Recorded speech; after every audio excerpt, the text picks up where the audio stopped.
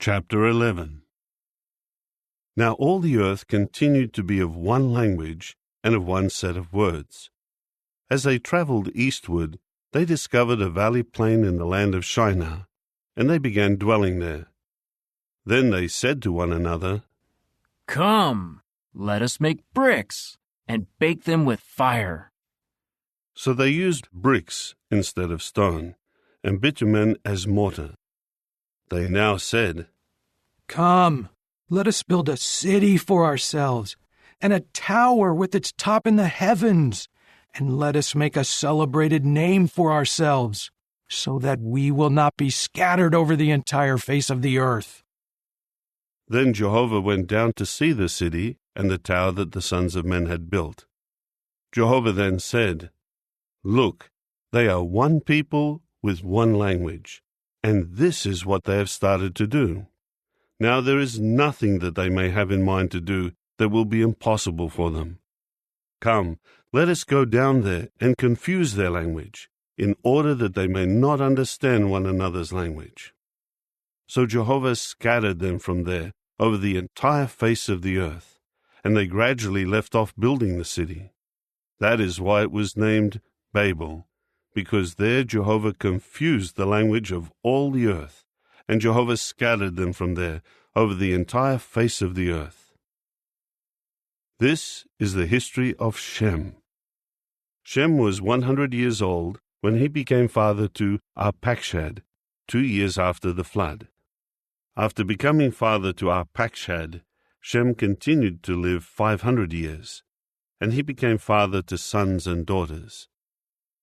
Arpachshad lived for 35 years, and then became father to Shelah. After becoming father to Shelah, Arpachshad continued to live 403 years, and he became father to sons and daughters. Shelah lived for 30 years, and then became father to Eber.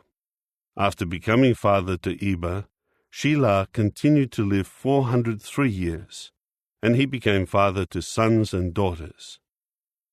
Eber lived for 34 years, and then became father to Peleg. After becoming father to Peleg, Eber continued to live 430 years, and he became father to sons and daughters. Peleg lived for 30 years, and then became father to Reu. After becoming father to Reu, Peleg continued to live 209 years, and he became father to sons and daughters. Reu lived for 32 years, and then became father to Serug. After becoming father to Serug, Reu continued to live 207 years, and he became father to sons and daughters. Serug lived for 30 years, and then became father to Nahor. After becoming father to Nahor, Serug continued to live 200 years, and he became father to sons and daughters. Nahor lived for 29 years, and then became father to Terah. After becoming father to Terah, Nahor continued to live 119 years, and he became father to sons and daughters. Terah lived for 70 years, after which he became father to Abram, Nahor, and Haran. This is the history of Terah. Terah became father to Abram, Nahor, and Haran became father to Lot.